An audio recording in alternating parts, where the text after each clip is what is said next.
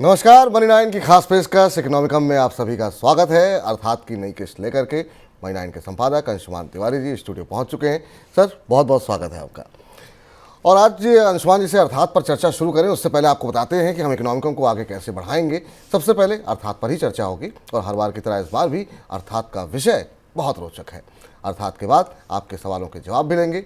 इसके बाद अंशुमान जी से पूछेंगे कि इस बार इनकम की बात में क्या कुछ खास रहने वाला है। और अंत में हमेशा की तरह अंशुमान जी से जानेंगे कि कौन सी किताब पढ़ी जाए और कौन सी वेब सीरीज़ या फिल्म देखी जाए।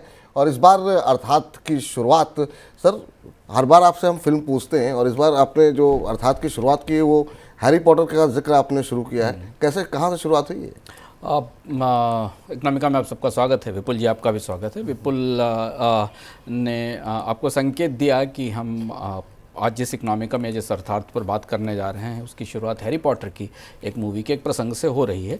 आज जब हम इसे रिकॉर्ड कर रहे हैं उस समय जो सबसे बड़ी खबर आज दिन की है कि वो है ये है, जिस दिन आज हमने इसको 6 तारीख को रिकॉर्ड किया है उस दिन 7 दिन की सबसे बड़ी खबर ये है कि मूडीज़ ने चीन के आर्थिक विकास दर का आउटलुक कम कर दिया है और दुनिया की सबसे बड़ी अर्थव्यवस्था, सबसे तेज दौड़ने वाली अर्थव्यवस्था अब केवल अगले 2 साल 4% की विकास दर से बढ़ेगी। ये महत्वपूर्ण खबर है। आज का इकोनॉमिकम में अर्थात इसी के आसपास घूमेगा, लेकिन कुछ दूसरे तरीके से हम बताएंगे। पर हम शुरुआत करते हैं हैरी पॉटर की मूवी से। जो लोग हैरी पॉटर की मूवी देखते, ज़्यादातर लोगों ने देखी होंगी, और जो लोग नहीं भी देखते उन्होंने इसका नाम सुना होगा। अक्सर हैरी पॉटर की मूवीज़ में जो हैरी पॉटर मूवी का खलनायक है, बड़ा अद्भुत और कल्पना है जेके राउलिंग की, उसे you know who he who must not be named इस तरह से परिचित कराया जाता था। मूवी में आमतौर पर हैरी पॉटर के खलनायक का नाम लेना वर्जित था। ये माना जाता था कि एक टैबू था। ये माना जाता था कि उसका नाम लेने से अगर अपशकुन माना जाता था कि अगर उसका नाम भी कोई लेता था तो डेथ ईटर्स हमला कर देते थे। हैरी पॉटर फ्रेंचाइजी की फिल्मों की कई फिल्में बीतने के बाद लोगों के सामने ये नाम सामने आया कि वो लॉर्ड वोल्डेमॉर्ट था। कैसे आया, हैरी पॉटर की मूवीज़ के लोगों को मालूम है। कौन नाम लेता था, किसको नाम लेने के लिए किसने प्रेरित किया, ये सब हैरी पॉटर की कहानियों का किस्सा है।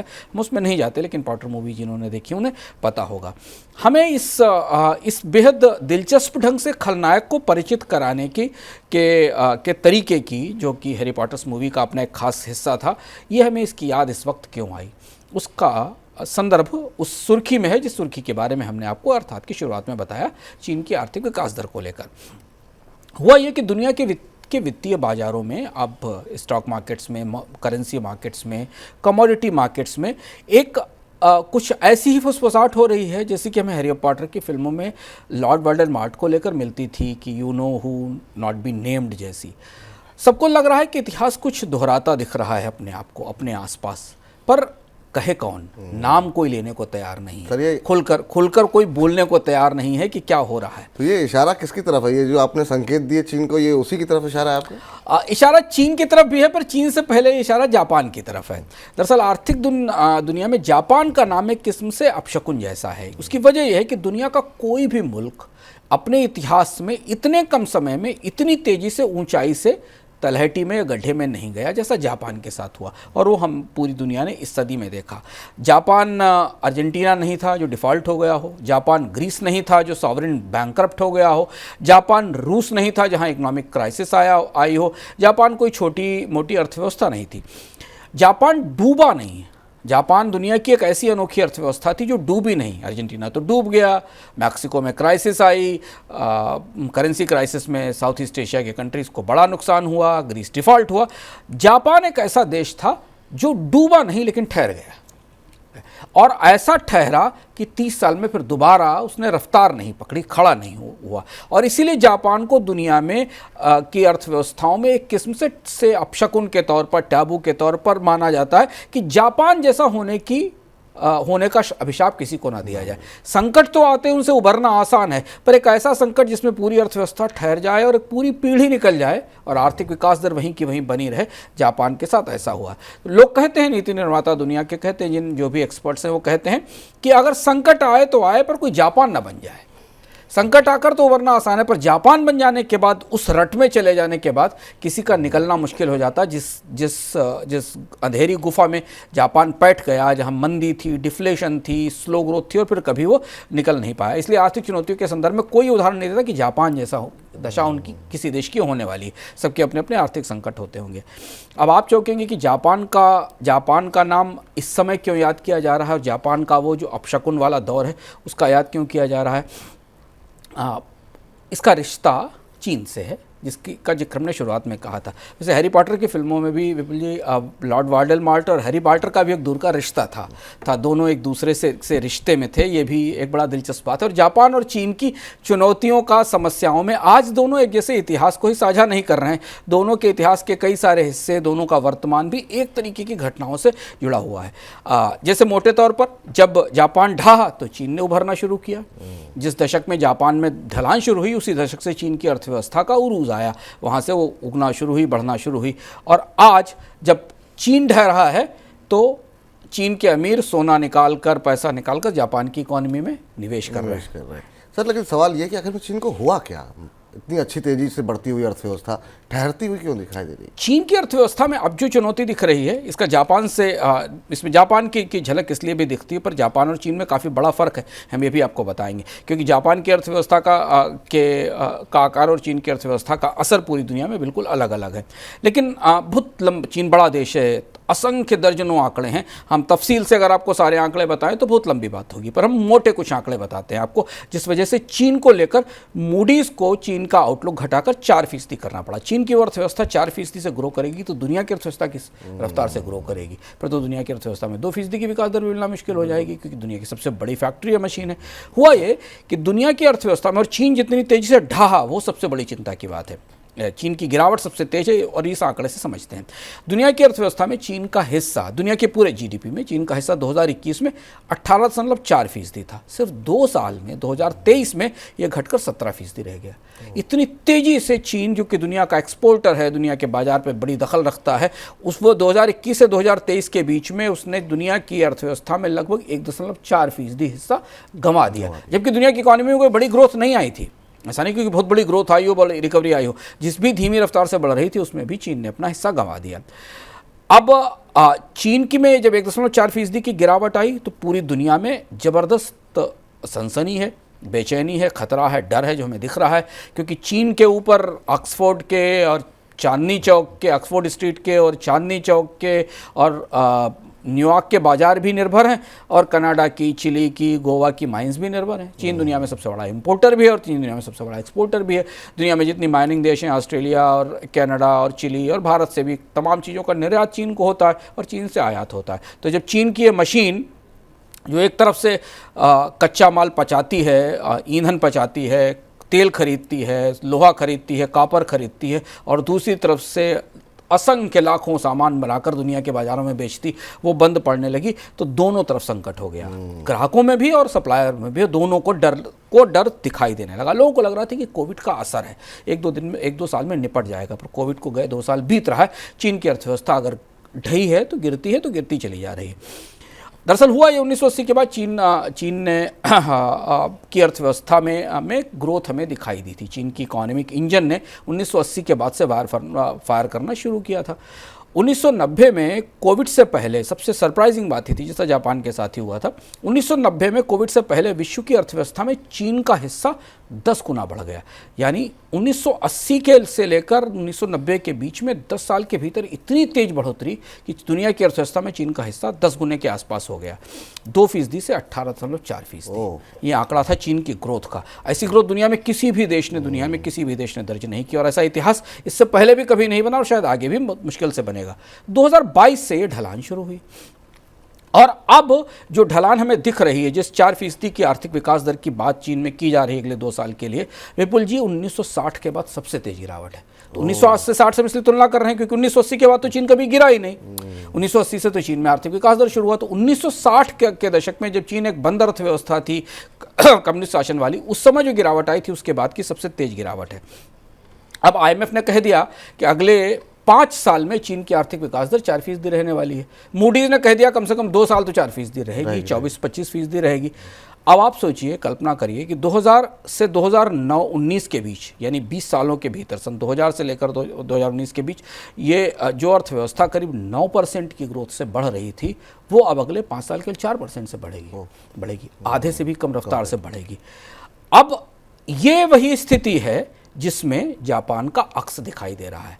ये वही परिस्थिति है जो जापान के साथ 80 के अंत में और 90 के दशक की शुरुआत में हुआ था, और तब हमें 1990 वाले जापान की परिस्थिति चीन पर के संदर्भ में आती दिखाई दे रही है। सर, कहानी तो अब दिलचस्प होती जा रही है, लेकिन ये चीन को जापान वाली बीमारी लगी कैसे? और ये चीन की अर्थव्यवस्था का सबसे महत्वपूर्ण हिस्सा है, जिसे आमतौर पर दूर बैठे लोग नहीं समझ पा रहे हैं कि चीन को आखिर हुआ क्या है। जो आप पूछ रहे, बहुत सारे लोग पूछते हैं, सामान तो बन रहा है, एक्सपोर्ट तो हो रहा है, बिक रहा है, पर चीन आखिर ऐसा क्या चीन के अंदर हो गया? जैसे कोई मरीज हो जिसकी तबीयत खराब होती जा रही है और दुनिया भर के डॉक्टर समझ ना पा रहे हैं कि इसे हो क्या रहा है। चीन के बैंक्स पैसे पे पैसा डाल रहे हैं, सरकारें बेल आउट पैकेजेस दिए जा रही हैं, इकोनॉमी की अगर हम मैक्रो इकोनॉमी की भाषा में बात करें तो पंप प्राइमिंग की जा रही है, हवा भरी जा रही है, पूंजी सस्ती की जा रही है, लेकिन सेहत है कि सुधरती नहीं।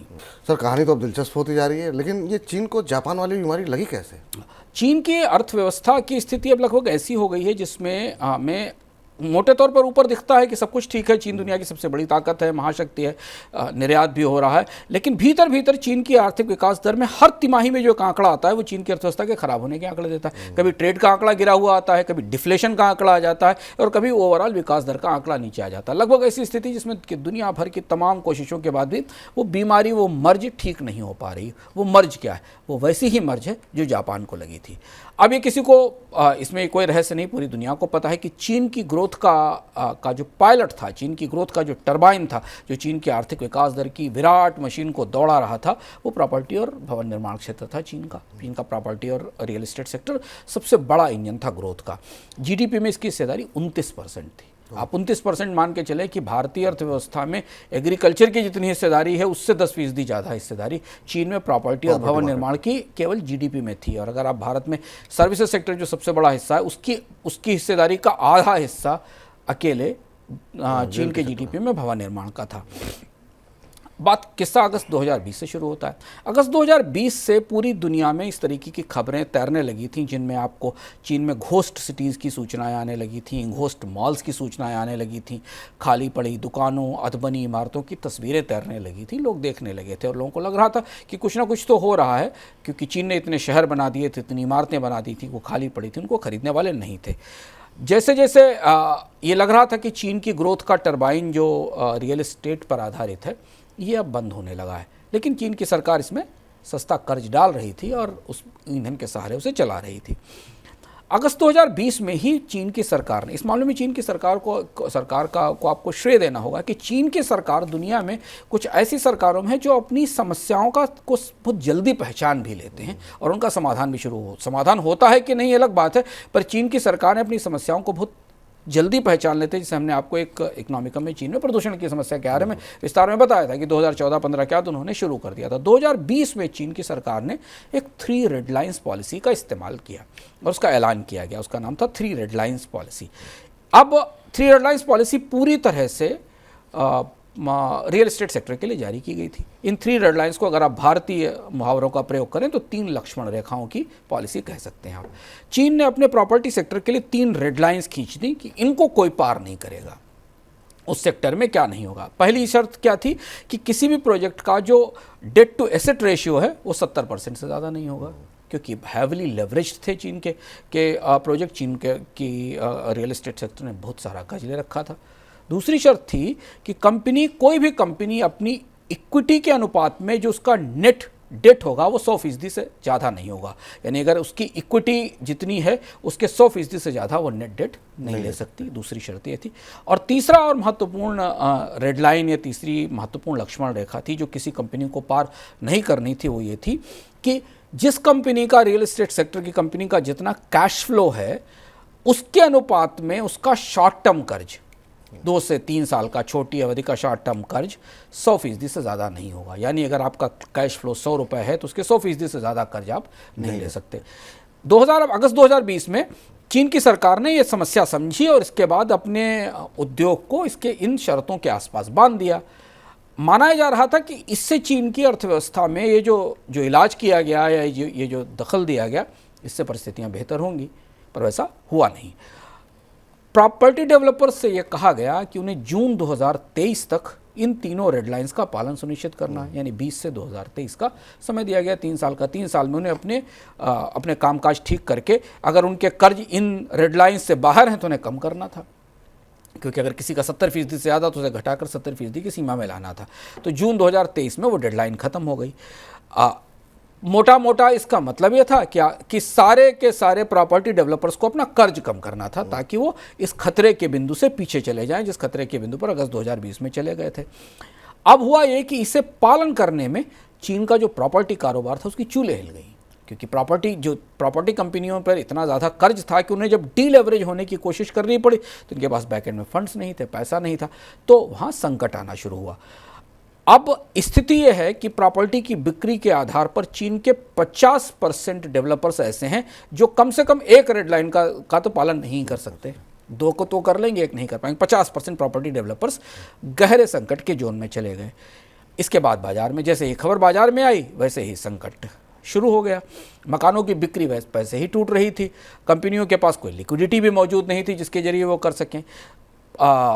इस रेड लाइन्स के लागू होने के बाद, ये रेड लाइन लागू हुई अगस्त में, और मार्च 2021 में विपुल जी सबको पता है कि एवरग्रांडे डिफ़ॉल्ट हो गया। जो दुनिया का सबसे ज़्यादा कर्ज लेने वाला डेवलपर था, एवरग्रांडे का डिफ़ॉल्ट आया हमारे सामने, जो दिखाई दिया जून में डिफ़ॉल्ट हुआ। अब कंट्री गार्डन अभी कुछ महीने पहले जो सबसे बड़ा प्रॉपर्टी सेलर है, सबसे बड़ा प्रॉपर्टी डिस्ट्रीब्यूटर है, वो डिफ़ॉल्ट होने की स्थिति में पहुंच गया। इसके पहली छमाही में इसका घाटा $6.72 बिलियन हो गया। एक लिस्ट आपके सामने है कि 3 रेड लाइन्स की पॉलिसी आने के बाद चीन में पिछले 3 सालों में कैसे प्रॉपर्टी मार्केट में क्राइसिस बढ़ती चली गई, इसका ये सबूत आपके सामने है। अब स्थिति ये है विपुल जी कि 3 रेड लाइन्स की जो पॉलिसी आई, 3 रेड लाइन्स की पॉलिसी आने के बाद चीन के करीब 30 डेवलपर, फिर सुनिएगा क्यों ये मूडी की रेटिंग डाउनग्रेड हुई, क्यों जापान जैसी परिस्थिति बनती दिख रही है, वो ये कि 3 रेड लाइन्स आने के बाद चीन के 30 डेवलपर अपने प्रॉपर्टी बॉन्ड में डिफ़ॉल्ट कर चुके हैं। 30 डेवलपर्स प्रॉपर्टी बॉन्ड में डिफ़ॉल्ट कर चुके हैं। चार्ट आपके सामने है। चीन की सरकार की तरफ से बहुत सारी मदद दी गई, बहुत सारी रियायतें दी गई, लेकिन इसका कोई फ़ायदा नहीं होता दिखाई दे रहा है। चीन के प्रॉपर्टी मार्केट में डिफ़ॉल्ट्स, छोटे बड़े डिफ़ॉल्ट्स अब शुरू हो गए हैं। तो क्या सर ये मान के चलें कि ये जो 3 रेड लाइन थी, यही चाइना के प्रॉपर्टी बाजार को ख़त्म करने में कामयाब रही, या फिर कोई वजह क्या रही इस तरह से क्रैश किया? अब दवा ही समस्या बन गई। चीन की सरकार ने जिस संकट को दूर करने की कोशिश की थी, वो संकट का इलाज ही समस्या बन गया। हालांकि चीन की सरकार मान रही है कि ये जितना भी है ये 2 साल 3 साल में क्लियर हो जाएगा, ये करना ज़रूरी था, लेकिन तात्कालिक तौर पर बाजार में इसका बड़ा गहरा असर हुआ। उसकी वजह ये थी कि प्रॉपर्टी सेक्टर में चीन की क्राइसिस मल्टीफेसेटेड है और लगभग वैसी है जैसी कि साइकिल स्टैंड पर खड़ी साइकिलों की स्थिति है। कैसे है, इसे समझना जरूरी कि चीन का प्रॉपर्टी संकट चीन के अस्तित्व का, चीन की आर्थिक व्यवस्था के ग्रोथ के अस्तित्व पर क्यों भारी है, और क्यों इतने खराब आउटलुक या क्यों इतने खराब आकलन चीन के बारे में आ रहे हैं, उसे समझना हमारे लिए ज़रूरी है। पहली चीज़ तो ये कि चीन के परिवारों की 70% वेल्थ, जो भी चीन के परिवार है उनकी जो वेल्थ है, उसकी 70% वेल्थ किसी न किसी तरह से प्रॉपर्टी से जुड़ी हुई है। भारत में भी भारत के लोगों की अधिकांश वेल्थ प्रॉपर्टी में ही जुड़ी हुई है। उसी तरह से चीन के लोग प्रत्यक्ष रूप से, परोक्ष रूप से मकान के जरिए, ज़मीन के जरिए या उससे जुड़े हुए फंड्स के जरिए प्रॉपर्टी में इन्वेस्टमेंट करते हैं। अब हुआ ये कि मकानों की कीमत गिरने के बाद चीन का पूरा प्रॉपर्टी बाजार डिवैल्यू हो गया है, बैठ गया, तो उनके वेल्थ का वैल्यूएशन गिर रहा है कि उन्होंने मकान जो खरीद रखा था उसकी वैल्यू अगर x थी तो वो घट के -x हो गई, उसमें गिरावट आ रही है। और जबकि उनके ऊपर जो कर्ज की देनदारी है वो लगातार बढ़ रही है। तो जैसे अगर आप कोई व्यक्ति हो चीन में और आपका प्रॉपर्टी मार्केट में इन्वेस्टमेंट हो और आपकी वेल्थ गिर रही हो और आपके ऊपर कर्ज बढ़ रहा हो, तो बैंक आपकी साख पर सवाल उठाएगा। ये चीन के रियल एस्टेट की तस्वीर है जो हमारे सामने दिखाई दे रही। दूसरी वजह ये कि चीन में चूंकि रियल एस्टेट सेक्टर ग्रोथ का इंजन था, टरबाइन था, उसी पर बैठकर, उसी घोड़े पर बैठकर चीन उड़ रहा था। रियल एस्टेट की डिमांड आती थी तो उसके साथ और असंख्य चीज़ों की डिमांड आती थी। लोग मकान खरीदते थे तो उसके साथ इलेक्ट्रॉनिक्स खरीदते थे, उसके साथ कपड़े खरीदते थे, उसके साथ सीमेंट और इलेक्ट्रिसिटी, कंज्यूमर इलेक्ट्रॉनिक्स, इन सब की खरीद होती थी। तो ये माना जाता था कि चीन का रियल एस्टेट सेक्टर ऐसा ग्रोथ का इंजन है जो अपने साथ और 25 उद्योगों को ड्राइव करता है।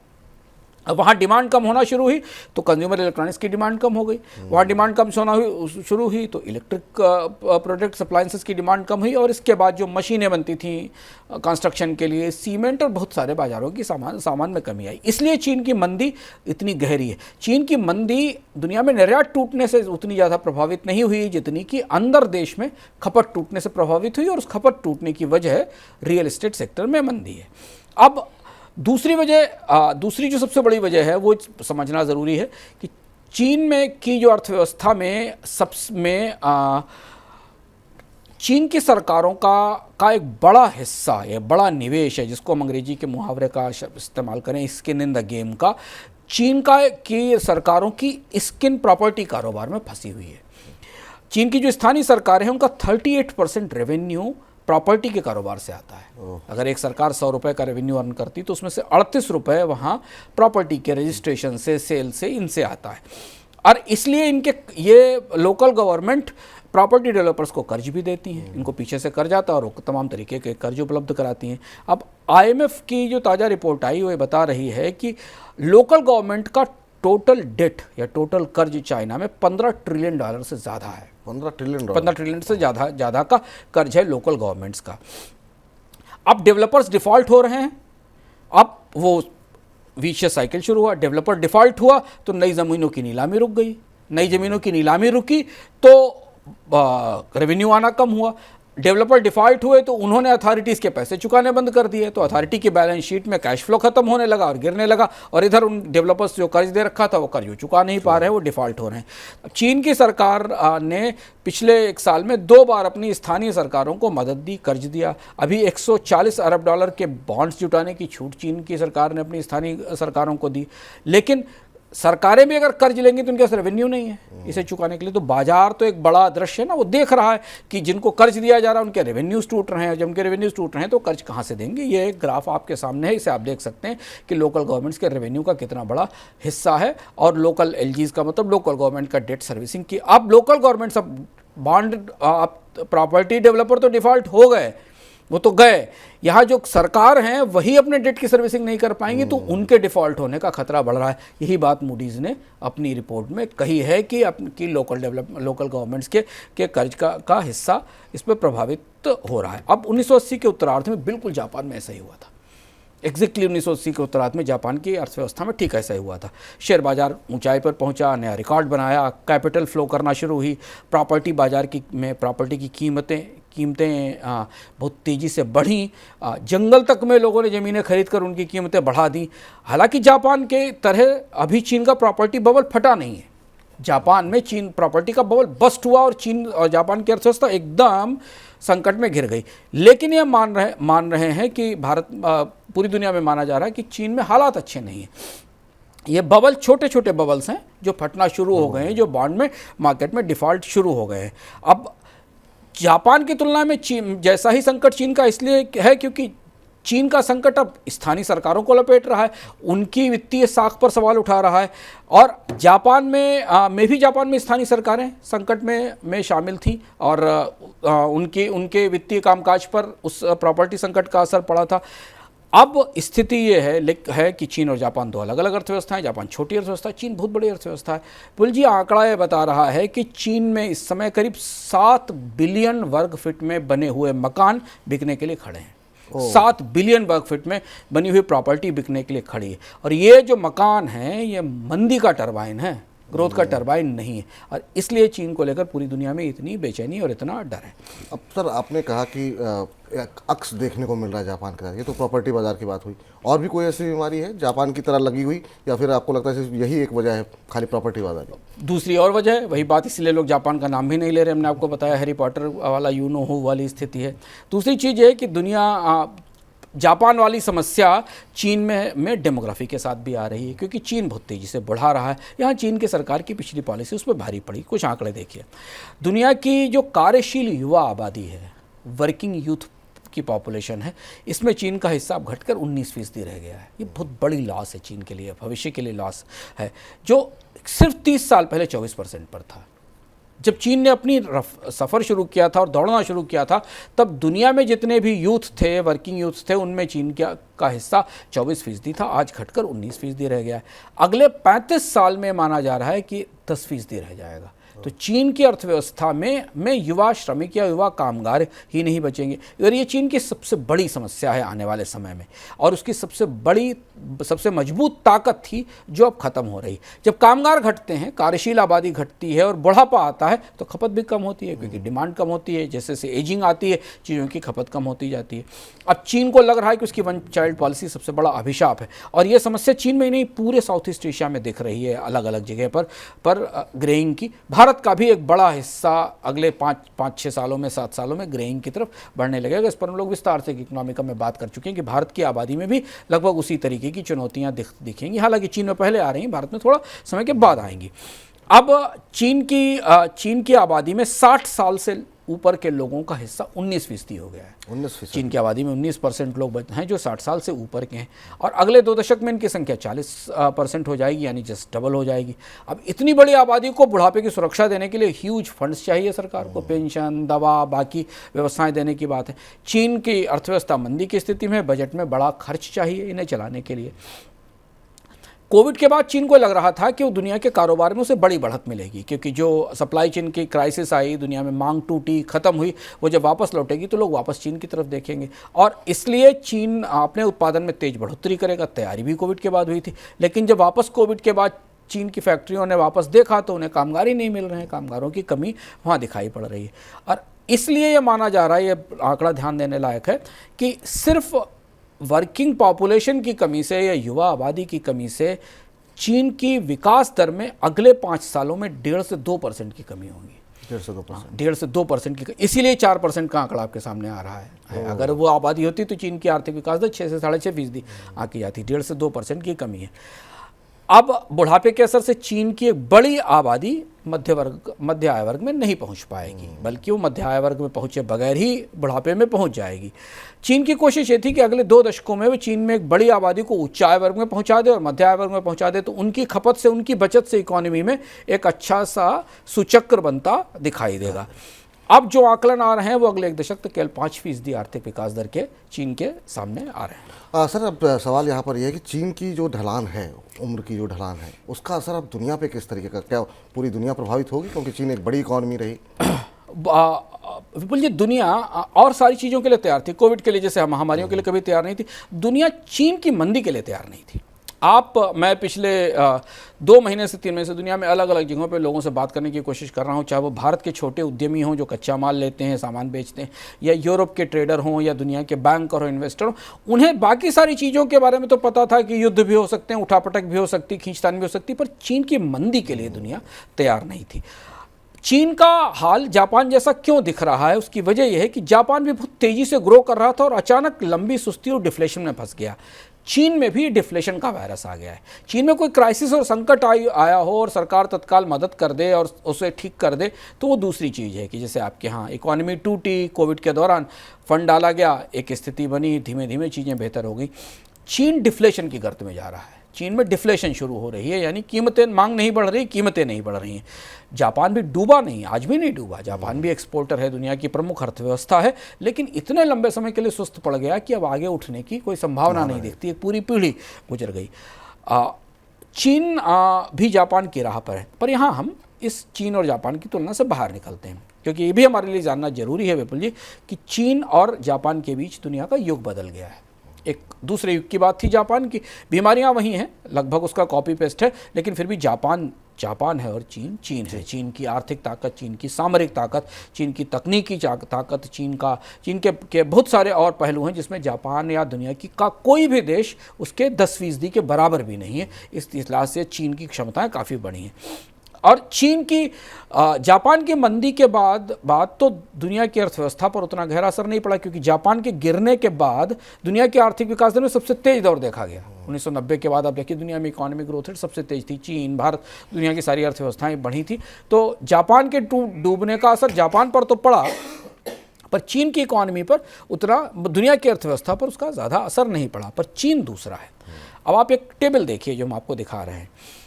ये टेबल हम चाहेंगे कि थोड़ी देर रोक कर देखा जाए ताकि हम समझ सकें। इस टेबल के हिसाब से देखिए कि दुनिया के हर अलग अलग देश का चीन से रिश्ता क्या है, चीन के को उसके निर्यात क्या है और कैसे दुनिया के सारे देश, एशिया के और अफ्रीका के देश चीन पर निर्भर हैं।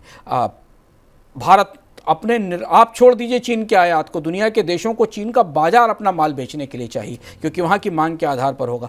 भारत मसालों और चावल से लेकर ताइवान के चिप, ऑस्ट्रेलिया और अफ्रीका के खनिज, अमेरिका की टेक्नोलॉजी, ये सब चीन ही जाते हैं और चीन के बाजार में इनकी खपत होती है। ये पूरी लिस्ट है जो आपको दिखा रही है कि दुनिया के किस देश की चीन के बाजार में अपना माल बेचने पर कितनी निर्भरता है। आयात तो इसके बाद की बात है, यानी इनके निर्यात अब टूट रहे हैं और चीन चूंकि अपनी मंदी का निर्यात करने लगा है। अब चीन में जो 4% की ग्रोथ रेट है, इसका मतलब ये कि चिली और कनाडा की खाने बंद होंगी क्योंकि उतना तांबा और उतना लोहा खरीदेगा कौन दुनिया में ऑस्ट्रेलिया जितना कोयला निकाल रहा है उतना कोयले के ग्राहक दुनिया में कौन होंगे। तो अब दुनिया की जो खनिज इकॉनमी, बाकी अर्थव्यवस्था, उनको लग रहा है कि चीन की मंदी का मतलब उनके यहाँ भी मंदी मौजूद है। पिछले सबसे महत्वपूर्ण बात जो समझना ज़रूरी है, दुनिया की अर्थव्यवस्था के सारे आकलन बदलेंगे, अगले साल और ज़्यादा बदलेंगे। जो बात बार बार कही जा रही है कि 2024 का साल दुनिया के लिए बेहद चुनौतीपूर्ण हो रहा है, उसे हम चीन के नज़रिए से देखें तो हमें ज़्यादा करीब से वो भविष्यवाणी समझ में आएगी। चीन ने पिछले 2 दशक में दुनिया के बाजार में किसका कब्जा हासिल किया था, किसका हिस्सा कब्जा किया था? वो हिस्सा था यूरोप और अमेरिका का और जापान का। यूरोप और अमेरिका और जापान ने ग्लोबल मार्केट में 1980 के बाद अपनी हिस्सेदारी गंवाई और चीन वहां जाकर बैठ गया। अमेरिका के बाजार में भी जो दवाएं मिल रही हैं, सामान मिल रहा है, इलेक्ट्रॉनिक्स मिल रहा है, वो सब चीन से जाने लगा। तो Europe as a trading power सिकुड़ गया, Japan as a trading power पिछड़ गया और अमेरिका एक एज ए ट्रेडिंग पावर अपने आप को एक दूसरे ढांचे में पहुंच गया कि अमेरिका में सबसे ज़्यादा बिकने वाली कारें भी चीन में बनती हैं, अमेरिका में बिकने वाले सबसे ज़्यादा फ़ोन भी चीन में बनते हैं। तो चीन ने उस हिस्से को गंवाया था। लेकिन पिछले 1 साल का आंकड़ा बेहद चौंकाने वाला है विपुल जी। पिछले 1 साल में 2022 से 2023 के बीच में दुनिया में जितनी ग्रोथ आई उसमें चीन का कोई हिस्सा नहीं है क्योंकि चीन डिसेलरेट हो रहा था। तो चीन ने उस ग्रोथ में कोई कंट्रीब्यूशन नहीं किया। 2022 से 2023 के बीच दुनिया में जितना जीडीपी बढ़ा उसका 45% हिस्सा अमेरिका का था और 55% बाकी दुनिया का। चीन की उसमें कोई कंट्रीब्यूशन नहीं थी। ये सबसे खतरनाक और चौंकाने वाली बात है। ये आंकड़ा जो हम आपको दिखा रहा है, देख रहे हैं, ये आंकड़े पूरी दुनिया के उद्योगपति जो अपने यहाँ निवेश कर रहे हैं, बैंकों से पैसा ले रहे हैं, दुनिया के बाजार में ग्रोथ के आकलन कर रहे हैं, वो भी इस आंकड़े को देख रहे हैं। चिंता की बात यह है कि जापान ने जो हिस्सा गंवाया उसे तो चीन ने तुरंत कब्जा कर लिया। जापान जैसे ही हटा उस सारे बाजार को, सारा इलेक्ट्रॉनिक, सारा हिस्सा चीन ने कब्जा कर लिया। पर चीन जो हिस्सा गंवाएगा उससे तत्काल कोई नहीं हासिल कर सकता क्योंकि चीन जितनी विशाल क्षमता बनाना, उसके लिए कैपिटल लगाना और पूंजी लगाना और दुनिया के बाजार से गारंटी लेना कि इस कैपिटल के बदले उसे रिटर्न मिलेगा, ये बेहद मुश्किल है। इसलिए ये माना जा रहा है कि चीन की मशीन जो कि अब बंद पड़ रही है, धीमी पड़ रही है, वो पूरी दुनिया की विकास दर को तोड़ेगी। तो चीन दूसरी तरफ से भी सबसे बड़ी बेचैनी है और फिर वही यूनो हु वाला अंदाज में बात होना शुरू हो गई। देखो, मूडीज़ ने आपसे कहा, IMF ने कहा, वर्ल्ड बैंक ने कहा कि यूनो हु ग्लोबल मंदी की आहट थोड़ा थोड़ा करीब आ रही है। खुलकर कोई नहीं कह रहा, पर IMF का एक कहना है कि चीन जब 4% से 5% से ग्रो करेगा, दुनिया की अर्थव्यवस्थाएं होंगी, तो 2024 में रिसेशन की संभावनाएं बढ़ती दिखाई दे रही हैं। 2024 इस लिहाज से क्रूशियल है क्योंकि चीन की टरबाइन बंद होने का मतलब है कि दुनिया में और भी बहुत सारी छोटी छोटी मशीनों के बंद होने की संभावना है। और अब जब हम आपको ये इकोनॉमिक आप देख रहे होंगे, तब तक चीन के बारे में कुछ और बड़े आकलन आपके सामने आ चुके होंगे जो ये बताएंगे कि कभी दुनिया में सबसे तेज दौड़ने वाली अर्थव्यवस्था, 9% से दौड़ने वाली अर्थव्यवस्था अब 4% की भी आर्थिक विकास दर हासिल नहीं कर सकती। ये शायद पिछले 20 सालों का विपुल जी दुनिया की मैक्रो इकॉनमी में सबसे बड़ा उलटफेर है, जिसमें कि चीन सुस्त पड़ रहा है, मंदी हो रही है। तो फिर चीन जो ग्रोथ गंवाएगा वो लेकर कौन आएगा? चीन जितनी डिमांड गंवाएगा उसे लेकर कौन आएगा? दुनिया की कोई दूसरी अर्थव्यवस्था उसके पास इतनी क्षमताएं नहीं है कि वो इसे सपोर्ट कर सके, ये हिस्सा या ये गैप, ये खालीपन भर सके। काफ़ी दिलचस्प किस्सा रहा सर आपका, और ये निश्चित रूप से भविष्य के लिए तमाम अर्थशास्त्रियों के लिए एक बड़ी चुनौती भी है कि अगर आर्थिक मंदी अगर आने की कगार पर है तो उससे निपटा कैसे जाए। तो काफ़ी दिलचस्प किस्सा रहा सर। बहुत सारे सवाल भी आए हैं हमारे पास दर्शकों के सर, तो चाहेंगे कुछ एक सवाल डिस्कस कर लें। हिसार से प्रतीक जी का एक सवाल आया है, कह रहे हैं कि क्या प्रदूषण को कम करने के लिए खपत घटाने की आवश्यकता है क्या? प्रदूषण को कम करने के लिए खपत घटाना मतलब ये है कि आप अपने लिए मरी हुई डिमांड को और कमज़ोर करने, वैसे भी डिमांड खत्म हो चुकी है। प्रदूषण को कम करने के लिए खपत घटाकर तो फिर आप उस स्थिति में पहुंच जाएंगे कि प्रदूषण को कम करने का खर्चा फिनांस करने का भी पैसा नहीं रहेगा। जो अभी कोप समिट से जो चीज़ें निकल कर आई, हम लोग विस्तार से किसी इकोनॉमिक में उस पर बात करेंगे कि अब दुनिया को ये समझ में आ रहा है कि भाई दुनिया स्पष्ट रूप से इस मामले में बट गई है कि कुछ देश तो कोयला नहीं छोड़ने वाले और कुछ देश कोयला छोड़कर डिकार्बनाइजेशन की तैयारी करेंगे। अब पैसा लगाइए इस चीज़ में कि जो भी ऊर्जा उपलब्ध है उसको ग्रीन किया जाए, उसे बेहतर किया जाए, या अगर दुनिया के एक हिस्से से कार्बन निकल रहा है तो दूसरे हिस्से में उतने ही जंगल लगा दीजिए जिससे उसे बैलेंस किया जाए। अब ये पूरी स्ट्रेटजी उस तरह से डिसाइड होगी और ये बेहद कैपिटल इंटेंसिव है। दुनिया को क्लाइमेट चेंज से बचाने की लागत बहुत बड़ी होने वाली है। तो कोप मीटिंग में जो लोग बैठे थे, जो डिप्लोमेट्स बैठे थे, तमाम राजनीतिक बातें और भाषणों के बीच पीछे जो सबसे बड़े हिसाब चल रहे थे कागजों पर, वो ये थे कि अगर दुनिया को में तापमान को 2 डिग्री तक नहीं बढ़ने देना है तो उसकी लागत कितनी होने वाली है और उसकी लागत का बोझ कौन उठाएगा, ये देखना होगा। और सही बात है। और इधर अब अगला सवाल धारी ने हमें पूछा है लखनऊ से, ये कह रहे हैं कि डॉलर का भाव 90 रुपये हो गया तो अर्थव्यवस्था पर किस तरीके का असर होगा? अभी तो ये एस्टिमेट्स नहीं है कि डॉलर का भाव इस लेवल तक जाएगा, हालांकि 84-85 के आसपास की स्थिति बनती दिखाई दे रही है। भारतीय अर्थव्यवस्था दरअसल रुपए की कमजोरी से दूसरे तरह से प्रभावित हो रही है। आमतौर पर यह माना जाता था कि भारतीय मुद्रा की कमजोरी एक किस्म का ट्रेड ऑफ है जो दोनों तरफ से बैलेंस करता है। एक तरफ आपका इम्पोर्ट महंगा होता है, दूसरी तरफ आपका एक्सपोर्ट बढ़ता है तो एक्सपोर्ट को मदद मिलती है। और चूंकि भारत के इम्पोर्ट विपुल जी करीब 35% एक्सपोर्ट, भारत का निर्यात करीब 35 से 40% तक इंपोर्ट इंटेंसिव है। यानी हम जो निर्यात करते हैं उसमें आयातित सामानों का हिस्सा करीब 35%। जैसे कच्चा तेल ले लीजिए, हम कच्चा तेल इंपोर्ट करते हैं और उसको रिफाइन करके पेट्रोल डीजल बनाकर उसे दुनिया के देशों को बेचते हैं, तो ये इंपोर्ट इंटेंसिव एक्सपोर्ट है। ये बैलेंस अब बिगड़ गया पिछले 2 सालों में। अब हम विशुद्ध रूप से आयात कर रहे हैं, निर्यात नहीं कर पा रहे हैं। बहुत ही कम चीज़ें इनका हम निर्यात कर रहे हैं। अगर हम भारत से इलेक्ट्रॉनिक्स निर्यात करते हैं तो उससे हम इंपोर्ट कर लेते हैं पुर्जे। ये बिगड़ा हुआ संतुलन रुपए की कमजोरी के कारण की वजह से सबसे ज़्यादा नुकसान करेगा, क्योंकि यहाँ कमज़ोर रुपया हमारे आयात को महंगा कर रहा है। और इसलिए असर ये है कि रुपया जितना धीमे धीमे 190 नहीं 84, 85, 86 तक जाएगा, भारत शायद आयातित महंगाई से और ज़्यादा चपेट में आता जाएगा, क्योंकि कच्चे तेल की कीमतें तो फिलहाल कम होने की कोई उम्मीद नहीं है। चीन की अर्थव्यवस्था के संदर्भ में आपसे कहा कि चीन आज अगर कच्चे तेल की कीमत $80 से नीचे है, जब हम इसको रिकॉर्ड कर रहे हैं 6 दिसंबर के दिन, अगर कच्चे तेल की कीमत $80 से नीचे है ओपेक के कट के बावजूद, तो सिर्फ एक ही वजह है कि चीन की मंदी। अगर चीन की अर्थव्यवस्था में अगले साल भर के अंदर थोड़े भी बेहतर संकेत आने लगे तो कच्चा तेल फिर 90 से ऊपर पहुंच जाएगा।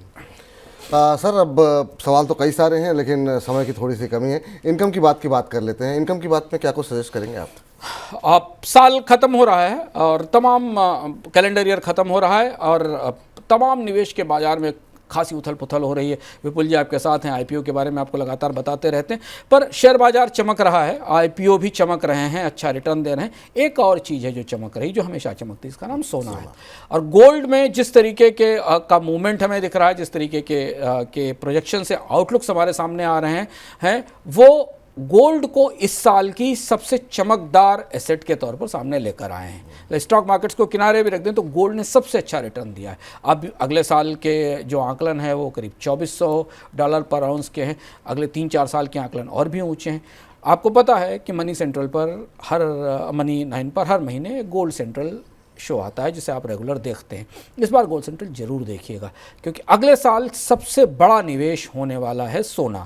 सोने में कितनी चमक रहेगी, कब तक चलेगी, कैसे निवेश करें, सोने में क्या हो रहा, विस्तार से इस बार हम गोल्ड सेंट्रल में पता चलाएंगे। बिल्कुल, तो गोल्ड सेंट्रल जो है अवश्य देखें आप। लेकिन सर ये जो गोल्ड सेंट्रल का आपने जिक्र किया और सोने की तेज़ी का जिक्र किया, ये भी क्या हम चीन की मंदी की आहट की वजह से इतनी तेज़ी देख रहे हैं कि दुनिया में हो सकता है अभी धीमापन रहे, और जब जब आर्थिक धीमापन दुनिया में देखने को मिलता है तो सोने की चमक बढ़ती हुई दिखाई देती है। सोने की कीमत में कई सारी वजह है। चीन की मंदी एक बड़ी वजह है। दूसरा ये कि दुनिया में महंगाई लंबे समय तक स्थिर रहने की संभावना है, क्योंकि बैंकों ने काफ़ी सोना खरीद रखा है, ग्लोबल बैंकों ने काफ़ी सोने की खरीदारी कर रखी। अब अगर बैंक आरबीआई सोना जुटा रहा है तो यही सोच के जुटा रहा होगा कि सोने की कीमत ऊंची रहेगी, नहीं तो सोने में निवेश क्यों करेगा। भारत के विदेशी मुद्रा भंडार का कल अगर सोना यहाँ से $100, $200, $300 टूटने लगे तो विदेशी मुद्रा भंडारों की भी तो वैल्यूएशन भी तो गिर जाएगा। तो सोने में जब भी संगठित रूप से निवेश शुरू होता है तो वो लंबी महंगाई का संकेत भी होता है, लंबी महंगाई से हेज की तैयारी भी दिखता है। तो अगर दुनिया के बैंकर जो करेंसी छाप रहे हैं वही इसको हेज कर रहे हैं, तो ऐसा लगता है कि सोने को लेकर आने वाले समय में बाजार का रुख काफ़ी बुलिश रहने वाला है। इस लिहाज से भी हमको गोल्ड सेंट्रल में हम विस्तार से आपको जानकारी देंगे। अब सर चलते चलते कोई पुस्तक, कोई किताब, कोई वेब सीरीज, कोई फिल्म क्या रिकमेंड करेंगे आज आप? एक तो किताब आने वाली है, मैं उसका इंतज़ार कर रहा हूं, क्योंकि आप लोगों को भी टीज़ कर दूं। रघुराम राजन की एक नई किताब आने वाली है, ब्रेकिंग द मोल्ड। आएगी तो हम उसको पढ़कर आपको उस बारे में बताएंगे। लंबे समय के बाद कोई किताब आ रही है, और ख़ासतौर से उस समय जब भारतीय अर्थव्यवस्था में खासे बड़े उतार चढ़ाव और दिख रहे हैं हमें इस समय, तो इस किताब का हमें इंतज़ार रहेगा। आने वाले हफ्ते की, साल के अंत में आने वाले हफ्ते की ये महत्वपूर्ण किताब है जिसे आप पढ़ सकते हैं। अंशुमान सर, काफ़ी दिलचस्प आज का विषय रहा, और आपने इतने आसान तरीके से इतनी बड़ी चेतावनी को प्रस्तुत किया, बहुत ही अद्भुत रहा। मुझे लगता है हमारे दर्शकों के लिए भी एक काफ़ी कुछ सीखने को मिलेगा आज के इस अर्थात से। बहुत बहुत शुक्रिया सर, बहुत बहुत धन्यवाद आज की चर्चा में शामिल होने के लिए। तो फिलहाल इकोनॉमिकम को यहीं समाप्त करते हैं, लेकिन आप लगातार मनी 9 के साथ बने रहिए। मुझे इजाज़त दीजिए, नमस्कार।